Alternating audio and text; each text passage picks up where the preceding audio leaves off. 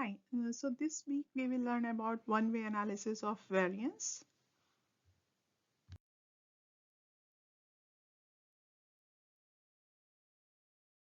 In this, we will learn about the idea of ANOVA and comparing its mean, the model, and other points. So, what is ANOVA? Uh, it is saying that when comparing different populations or treatments, and one thing we have to keep in the mind that we are always comparing populations, though we compare population by samples, but our all ideas like t-test and test for proportion, whichever we have done yet, and ANOVA, all are based on comparing the populations. So when comparing different populations or treatments, the data are subject to sampling variability. We can pose the question for inference in terms of the mean response. So two sample T procedure of chapter 7 compared the means of two populations or the mean response to two treatments in an experiment. We now extend those analysis to problems involving more than two populations using analysis of variance. It means that earlier we were just checking for if mu1 is equal to mu2. Null hypothesis is mu1 is equal to mu2. Now in ANOVA we will see if mu1 is equal to mu2 is equal to mu3 is equal to mu4, or whatever number of populations we are looking for. So now there are two types of ANOVA, and first is one-way ANOVA, and it is used for situation in which there is only one factor or only one way to classify the population of interest. Example, to compare tread lifetimes of 5 brand of tires, we use one-way ANOVA with tire brand as our factor. Whereas in two-way ANOVA, we use it to analyze the effect of two factors. Example, the tire researcher also may want to consider the temperature of the environment as a second factor. So we are comparing means even though the procedure is called the analysis of variance. Why we say so, we will learn in later slides. So the details of ANOVA are a bit daunting. The main idea is that when we ask if a set of means gives evidence for difference among the population means, what matter is not how far apart the sample means are, but how far apart they are relative to the variability of individual observations. So the analysis of variance idea is it compares a variation due to a specific source with the variation among individuals who should be similar. In particular, ANOVA tests whether several populations have the same means by comparing how far apart the sample means are with how much variation there is within a sample. So it has the question, do all groups have the same population mean? The purpose of ANOVA is to assess whether the observed differences among sample means are statistically significant. So as we are already seeing, it is in statistics, it doesn't matter unless it is statistically significant. So here we are seeing the same thing. So we will learn about this. So here we can see two diagrams, and the sample means of the three samples are the same for each set.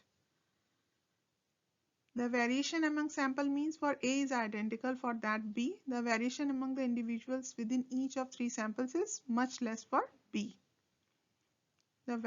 We are talking right now about the variations. And the conclusion is the samples in B contain a larger amount of variation among the sample means relative to the amount of variation within the samples. So ANOVA will find more significant differences among means in B. What does this mean? This means you will understand it this like there are two types of variations. First is if we have two groups. So first is in first group we have ages like from 50 to 70. So we can see that in population 1 there is variation, and we are seeing the populations are varying from age 50 to 70. Now we have other population and its age is varying between 30 to 80. But these are two different variations we are talking about. That is, in in the within the sample, but in between the sample, if we will compare, then we are going to compare population 1 to population 2. So this is very important part in the ANOVA, and we will try to understand it in more details and with examples later. So here's an example. So number of friends, N, mean S. So offline, having more friends is associated with higher ratings of likability and trustworthiness. 134 students were randomly assigned to observe one of five Facebook profiles which were identical except for the number of friends. So response variable, attractiveness score, and groups which profile was viewed. 102 friends, 302 friends, etc. So this is for the number of friends. So here we are comparing several means. So now question arises, are the corresponding population means different, or can we conclude that the variability we see is random chance? Do the means follow a curvilinear relationship? And which means differ? Which means it means about the average.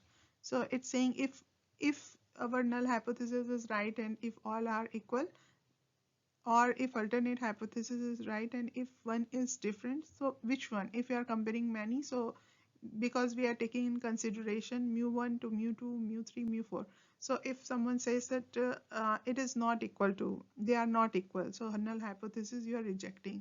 So now the question arises, from which mean we are rejecting? Are all not equal to each other, or there is only one particularly? So here we will learn about one-way ANOVA model, and random sampling always produces chance variations.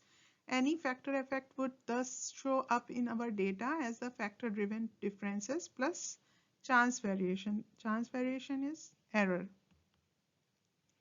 So data is equal to factor effect plus error, or data is equal to fit plus residual. And here we can see it with different means. And the one-way ANOVA model analyzes data, that is Xij, where chance variations are normally distributed with sigma, with mean 0 and sigma. It should be, if it's 0 then it should be 1, but they might be considering something. So now we will see with our formula, as we are seeing data is equal to factor effect plus error or fit plus residual. Here we have mu I plus error of ij, for I is equal to 1 to I and j is 1 to ni. So the eij are assumed to be from a normal distribution, and the parameter of, and this is very important thing to remember, because earlier we have seen this is kind of the assumption we take. So there might be a question regarding this. Even in future, if you are doing some analysis, this is the assumption we check for it, that if our error is normally distributed or not. And for that, generally we make different plots and we can do different analysis. And the parameters of the model are the population means, that is mu1, mu2 and mu I, and the common standard deviation is sigma, and that's why we are not taking it one, because there are different mu's, so it's taking it as sigma. So the estimate of the population parameters, the unknown parameters in the model are the I population means mu I and the common population standard deviation, that is sigma. So to estimate mu I, we use the sample mean. I already told you about this formula. This looks very strange or you're not able to understand it. This is nothing. This is just mean formula. This is stating from whatever values you have from j is equal to 1 to I, and we are summing because this is the sigma and just showing you summation, and we are going to divide it by number of observations. So this is the only formula. So to estimate sigma, not because we are comparing different means, so here is the standard deviation formula is different. And earlier we have seen in t-test, we got different formula for different situations. So here we are getting that for pooled standard deviation, we will take as this formula n1 minus 1 multiplied by s square, and similarly we will add all these, and then divided by n1 minus 1 plus n2 minus 1 to ni minus 1. Now the one-way hypothesis, what it could be, it is from mu1 is equal to mu2 to any mu I. So we want to test the null hypothesis that there are no difference among the means of the population. And the basic condition for inference are that we have a random sample from each population and that each population is normally distributed. The alternative is that there is some difference. That is, not all means are equal. So this hypothesis is not one-sided or two-sided. Now it is many-sided. And HA is not all means are equal. The test is called the analysis of variance F-test, and it is ANOVA. So for the conditions, like all inference procedures, ANOVA is valid only in some circumstances. The conditions under which we can use ANOVA are: we have independent simple random samples, one from each population. We measure the same response variable for each sample. And the ith population has the normal distribution with unknown mean, that is mu I. And all the populations have the same standard deviation sigma whose value is unknown. So checking standard deviation in ANOVA, the result of ANOVA F-test are approximately correct when the largest sample standard deviation is no more than twice as large as the smallest sample standard deviation. So we got the idea about the conditions. Now we will see further details. So one can get a question that why we are doing a different analysis ANOVA. Instead, we can do many t-tests. Like we can compare mu1 to mu2, mu1 to mu3, then mu2 to mu3. So we can be able to compare all of them. But now the question arises when you are going to test this null hypothesis and your alpha is 0.05, that is 5%. You are using this test statistics and p-value is 0.05. And again you are going to do this test, and now your p-value is again 0.05. And now again you are doing and your p-value is 0.05. Now you just want to know if mu1 is equal to mu2 is equal to mu3.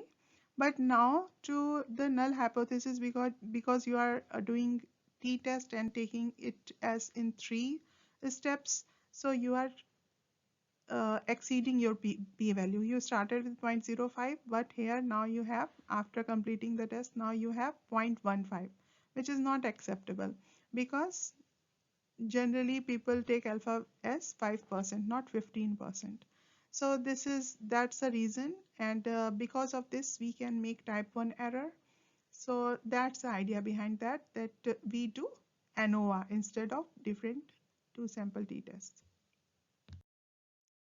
So here is a comparison that 3 null hypothesis, 3 p-values, don't know which p-value to use, cannot interpret them as a group, don't have an hypothesis that compare all 3 means together. And if we are going to multiple tests, the more tests performed, the greater the probability of observing an extreme statistics due to chance. And the greater the probability of declaring significance for at least one test when all differences are really due to chance alone. So the overall type 1 error rate for all tests combined is inflated, like I explained earlier. So if someone asks you that why you are not going to do t-test or why you are just going to do ANOVA, so you can say that because type 1 error rate of all tests combined will be inflated. So in the next step, it's telling you one overall test, that is one null hypothesis, one test statistics, and one p-value to test the quality of 3 or more means is needed instead of comparing it again and again. So now for all your questions you have ANOVA. And what is the statistics? Here the statistics is F ratio of variances. And because we are comparing variance, so this is known as ratio of variances. And second is follow-up analysis. If overall test is significant, need to decide which parameter means differ and to estimate how much they differ. So this second point is very important too. So that's a whole thing we got to understand from this. So ANOVA F statistics, to determine statistical significance, we need a test statistics, and it is ANOVA F statistics. It is analysis of variance F statistic for testing the equality of several means, has this form. So F is equal to variation among the sample means divided by variation among individuals in the same sample. So first thing is F is always 0 or positive, and if it is 0 or only when all the sample means are the same, it means when the null hypothesis is true, F is equal to 0. And as F gets larger, as means move farther apart, so we can say that we are going to reject the null hypothesis. Large values of F are evidence against null hypothesis, and F test is upper one-sided. So this is just to understand, and it is saying that F distribution are a family of right skewed distribution that take only values greater than 0, and a specific F distribution is determined by the degrees of freedom of the numerator and denominator of the F statistics. So when describing an F distribution, always give the numerator degrees of freedom first. Our brief notation will be F degree of freedom for first, comma degree of freedom of second, with df1 is for the numerator, whereas df2 is for the denominator. So degrees of freedom for the F test, we want to compare the mean of I population. We have a simple random sample of size ni from the ith population, so that the total number of observations in all sample combined is capital N is equal to n1 to ni. We are going to add everything. And if the null hypothesis that all population means are equal is true, then ANOVA F statistics has the F distribution with I minus 1 degree of freedom in the numerator, and for the denominator it will be n minus I. So we will keep this in mind, although as F ANOVA test normally people use statistical software like R or Python or Minitab. So generally we don't do it by hand because now data is getting bigger and bigger. So but we will understand these points. So now the measures of variation in the numerator and denominator are mean squares. So numerator is the mean square of group, that is MSG, that is equal to n1 multiplied by x1 minus x bar plus n2 x2 minus x bar divided by I minus 1. Whereas denominator is MSE, that is mean square of error.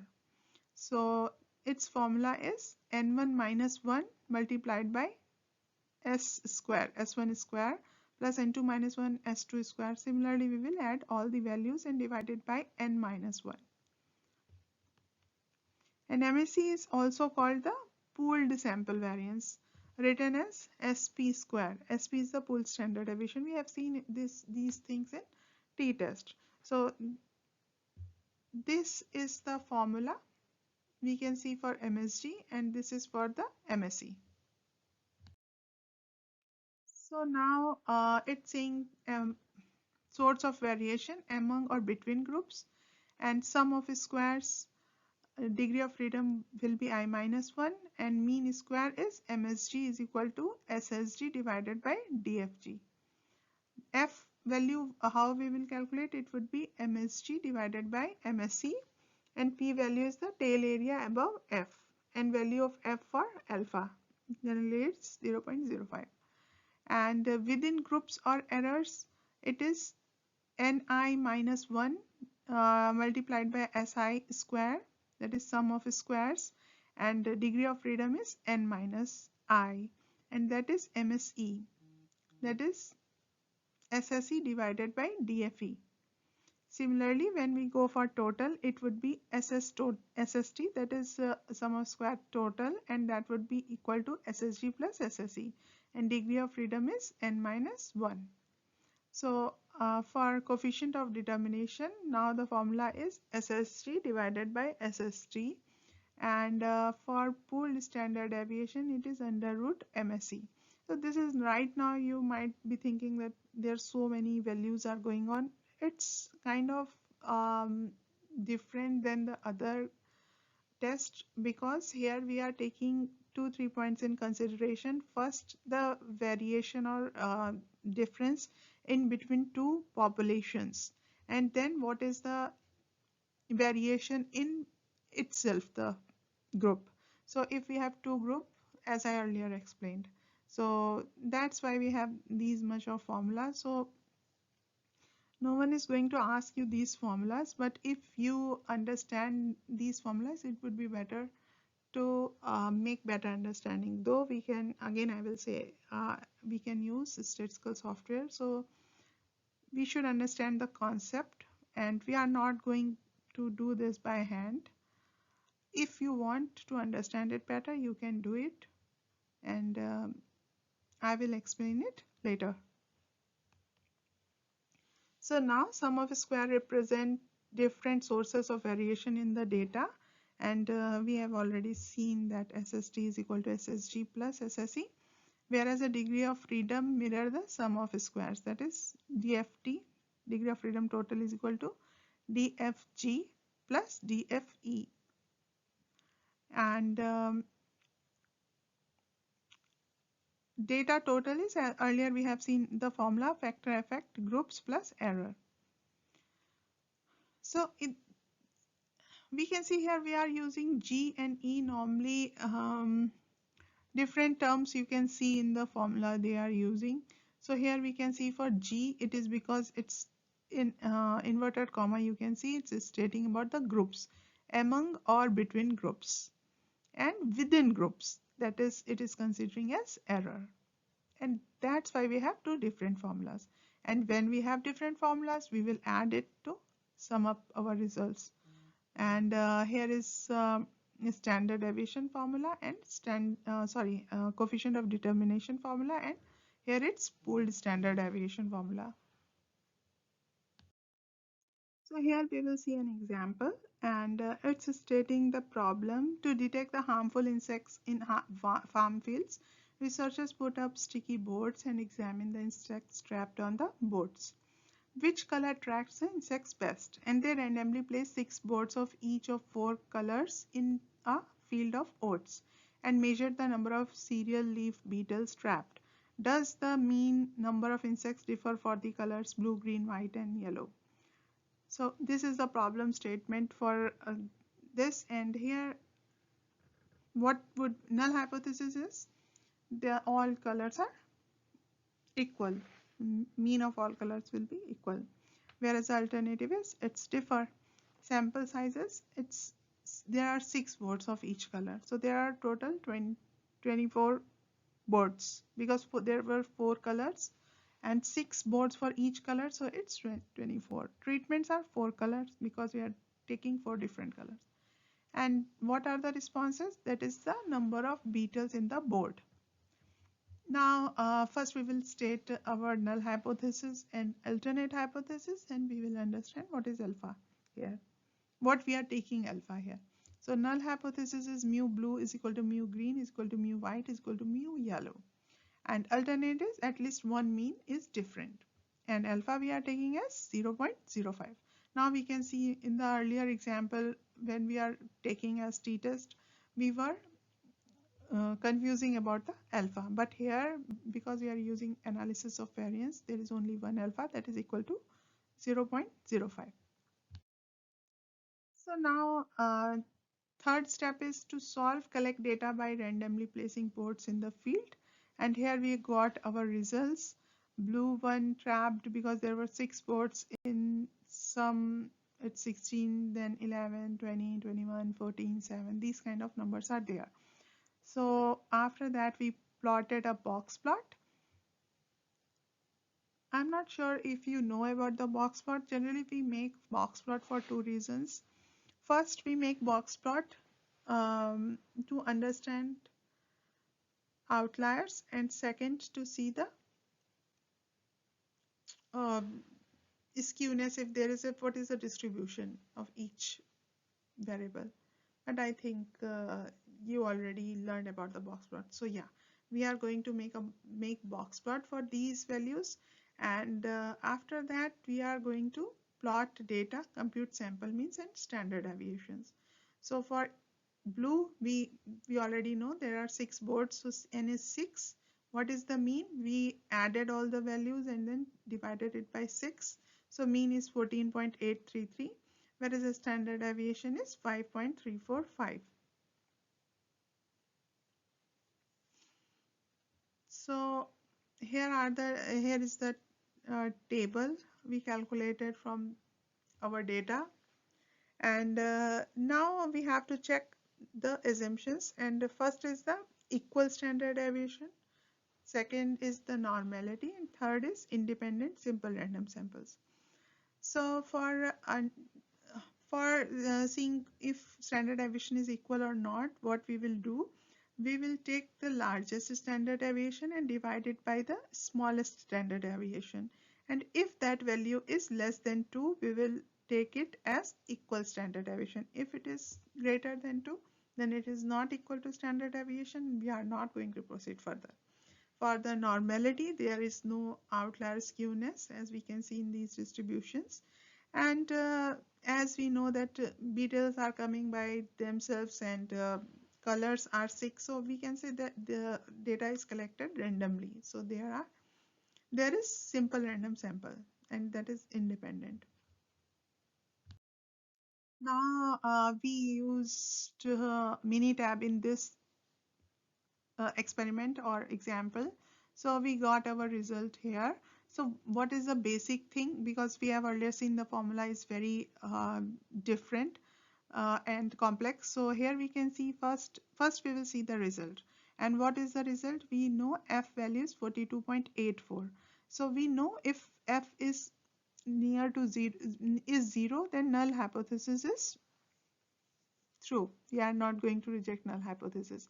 But F value is much greater than 0 and it's 42.84. But is this significant? To understand this, we are seeing the value P, and we know P value, we are comparing it with alpha 0.05. So here it is 0. So we know that we are going to reject the null hypothesis. So this is the basic thing first kind of thing, and we understood this thing. Now if we want to see the formula, we got standard deviation, pooled standard deviation and everything. Here the degree of freedom, this is the factor, error. The factor is nothing what we are taking as group, it's showing as factor, and error, and then total. So it's 3, 20, 23. So these are the degree of freedom in all these values, and this is the sum of squares. So we use all these values to calculate F, and we compared it with P value. Now here we can see that individual 95% confidence interval for mean based on pooled standard deviation is also given for each color. So the first thing, we are going to make the conclusion that P is 0, that is smaller than 0.05 of alpha, then we are going to reject the null hypothesis. So the conclusion is the mean number of insects attracted is significantly different for at least one color. So now here, this is the one thing in ANOVA. We are not going to say that significantly different, because we know, because there are many different means. So we are going to say if it's different for at least one. It could be for many, but our alternate hypothesis is for at least one color. So now for follow-up analysis, we want to know what color or colors attract the most insects. So for this, we are going to look for the box plot, and we can understand that the values are differing.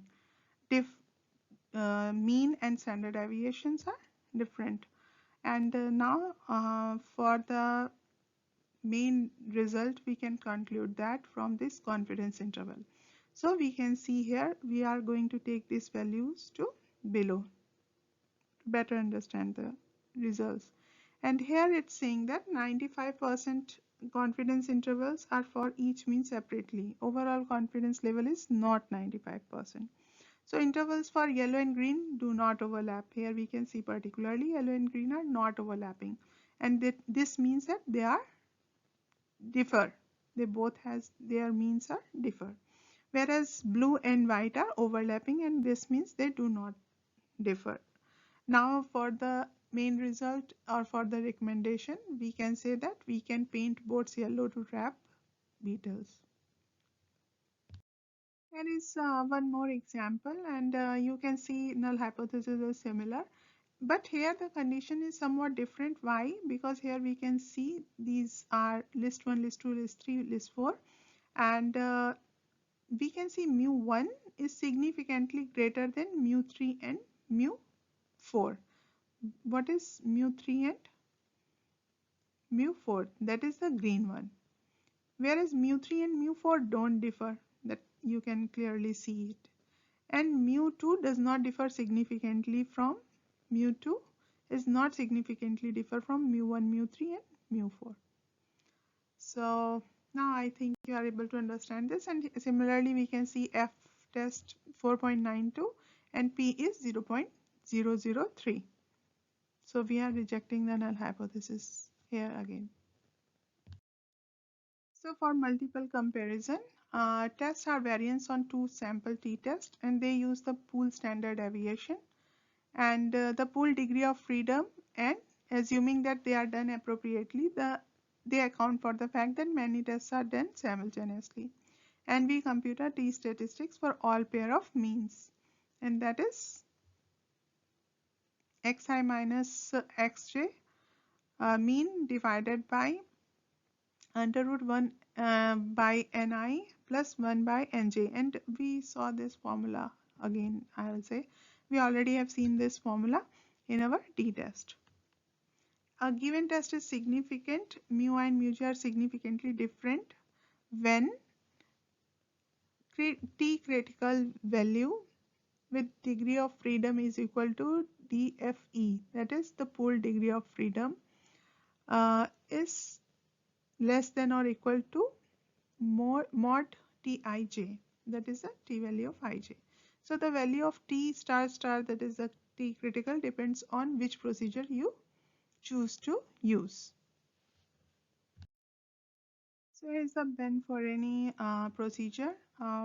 For Bonferroni procedure is an example of a procedure that adjusts for simultaneously performing many tests at the same time. And Bonferroni procedure can be done in either of two equivalent ways. In either approach, one chooses an overall significance level alpha and then does a number of pairwise t-tests. Let k be the total number of t-tests performed.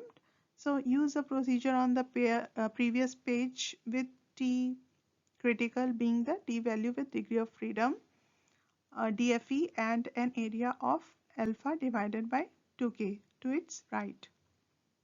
And 2 is the k is the total number of t-tests performed. So it means that if your alpha is 0.05 and you are going to divide it, if you are going to k is the total number of t-tests performed, so if it's 3, so we have to divide it by 3 into 2, 6, so it's 0.05 divided by 6.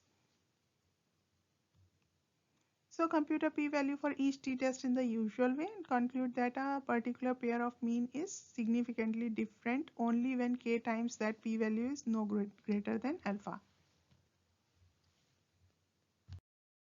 And generally speaking, when one does multiple comparison, the chance of committing at least one type 1 error increases with the number of tests done. To compensate for this tendency, the Bonferroni procedure lowers the working significance level of each test to control the probability of making at least one type 1 error among all tests performed. As a consequence, the more pairwise comparison one performs, the more difficult it will be to show statistical significance for each test. So this is given by 1 Farani. Now, so we are going to see for confidence interval, we have formula. Uh, Simultaneous level C confidence intervals for all pairwise differences mu I minus mu j between population means its confidence interval x bar I minus x bar j plus minus t critical divided by 1 ni 1 by ni plus 1 by nj, and s square p is the pooled variance, that is mean squared error, and t critical is the t star star is a t critical with degree of freedom, that is dfe, and it is equal to n minus I. It is not 1, it is I, and this is adjusted for multiple simultaneous comparisons. For example, in the Bonferroni procedure, t critical is exactly the value described on slide 30. So for the power or sensitivity of one-way ANOVA is the probability that test will be able to detect a difference among the groups that is reach statistical significance when there really is a difference. And ideally one wishes to select sample size that will yield a test with high power to detect a difference between means that is large enough to be deemed important. So we already have learned these things earlier in different chapters. So you already, I think, now able to understand what we are talking here.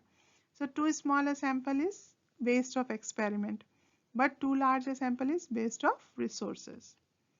A power of about 80% is often suggested. And for computation, we are not going to, because this is very typical power computation. So we do it by softwares and to calculate, but if you want to understand, these are the steps for calculating power. So to calculate, we have to alternate hypothesis for the means that you consider to be important enough to detect statistically. Sample sizes and number of groups being compared, significance level alpha, reasonable guess for the population standard deviation from similar studies or preliminary work. And then we will find the critical value f. We calculate the non-centrality parameter lambda in the ANOVA power computation formula. There is a parameter that is non-centrality, and it is given as lambda. And we use softwares or tables to calculate the power of the tests.